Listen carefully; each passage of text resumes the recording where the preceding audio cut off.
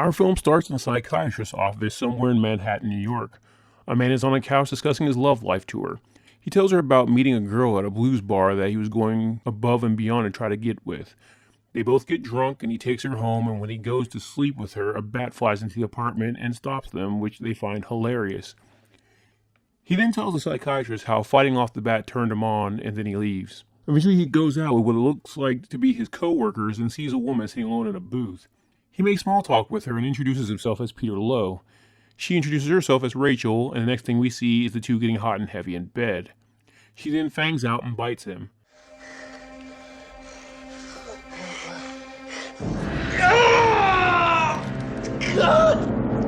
After fighting her off a bit, he eventually becomes very submissive. She then tells him that he chose her and he belongs to her.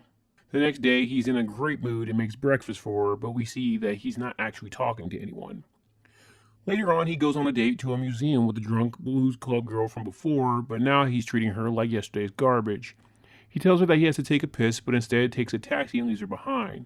She obviously doesn't take this well and cusses his answering machine out from a payphone, which he has no real emotions to. After several scenes of him being more and more unhinged, he runs into a building and makes a call to his psychiatrist first, but when she doesn't answer, he instead calls the girl he stood up, whose name is Jackie. He asks her out and she agrees to meet. As he's getting ready to go out, he gets very paranoid that someone is around, but he doesn't seem to find anyone. As he then heads to go out the door to meet Jackie, Rachel heads down the steps and takes him upstairs. She then feeds on him in the bed while an angry Jackie feels stood up again. We then get more scenes of Peter acting unhinged, this time him at work once again treating his assistant like garbage, screaming at her in front of everyone and even chasing her into the ladies' room, which the rest of the higher-ups laugh off for some reason. When he gets home, he gets a note on his mailbox from Jackie telling him to stay out of her life, which sends him into a rage where he destroys his entire apartment, screaming how he doesn't know what's happening to him. After a failed trip to the psychiatrist where he obsesses about a file at work, he eventually heads home and freaks out when he sees a cross on the way. When he gets home, he sees his phone ringing, and as he goes to answer, Rachel once again shows up out of nowhere. She begs him to whisper her name and tell her that he loves her, and when he does, she feeds on him again. I love you.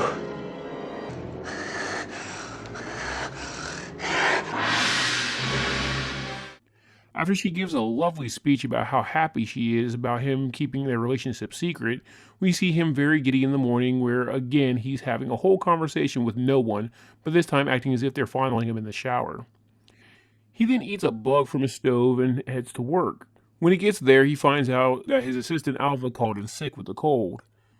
We then see her at home getting reprimanded by her mom for staying home. Her mom makes her get dressed and go to work, but then we see Peter going through the employee Rolodex and finding Alva's address. He heads to her place and begins trying to talk to her through a window. He tries to hilariously apologize while flapping around a packet of soup. He assures her that he's sorry and understands he made her uncomfortable. That is until they get into the taxi, and then he begins obsessing again about that contract and loses it. It is very concerning that all of this stuff is happening in front of people and no one says a thing, but then again, 1980s New York didn't have the best reputation. She talks to the cab driver into stopping at her brother's shop to give him money, but she uses it to tell him about the crazy boss and to get bullets for her gun. He tells her that they don't have bullets and instead gives her blanks. After Peter threatens her again about that stupid file when they get to the office, he has another spaz attack in the bathroom and claims he's becoming a vampire, which a guy in one of the stalls lovingly tells him to shut up because he's trying to take a dump. He goes back to his office and passes out. When Alva goes to let him know that she's found the file, we see Rachel feeding on him.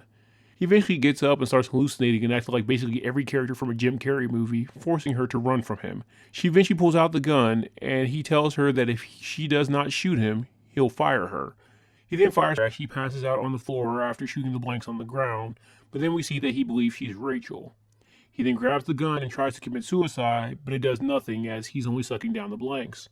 He, not understanding there were no real bullets in the gun, now thinks he's immortal and runs around Manhattan screaming that he's a vampire. When he gets back to the ransacked apartment, we see him laying under his couch. Rachel comes in and tells him that he's like her now and he knows what he has to do. Alva, now back at home, locks herself in a room. Her mother tries to get her to come out, but it doesn't work. Mom tells her brothers that she came home and went right to her room, and he then gets a look of concern.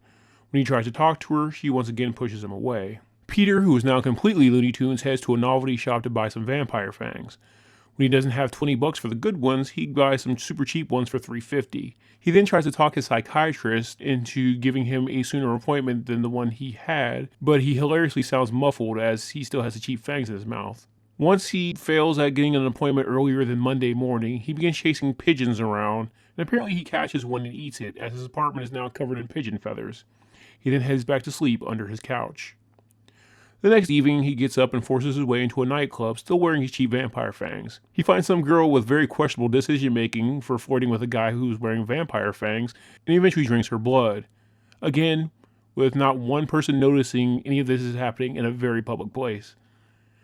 As he goes into a back room and keels over almost puking, he once again sees Rachel. Rachel tells him that she's disgusted by him and goes off with some guy named Donald. Peter then heads to the dance floor where he finds Rachel, who seems to be a perfectly normal person who has no clue who he was. He's carried out of the club by a bouncer as he screams that she's a vampire, with, again, no one seeming to have found the dead woman in the other room. As he's on his way home, he freaks out as the sun comes up and begins ranting again. Back at Alva's, she's opened up to her brother about what Peter did. Her brother looks him up in the phone book and heads to his place. Peter, who's in the middle of a major breakdown where he believes he's having a conversation with his psychiatrist, grabs a piece of wood from a pallet. When he sees Alva's brother, he lays down and tries to jam it into his heart. Alva's brother finishes the job, killing him. The last thing we see is Rachel telling him to dream of her. So what do you think? Was Rachel real, or was she a figment of his imagination the whole time? While the dance floor scene does establish that she could have been someone that he met but completely made up everything afterward, as he's being carried off, she does give a look as if she might have been playing an act. Tell me your opinion in the comments. Thanks for watching. If you like this content, please leave a like and subscribe, and hit the bell icon to know every time I update. If you want to help my channel grow, please check out my Patreon, where you can get access to content early, as well as see the content that can't be uploaded here on YouTube. Link will be in the description. Until next time.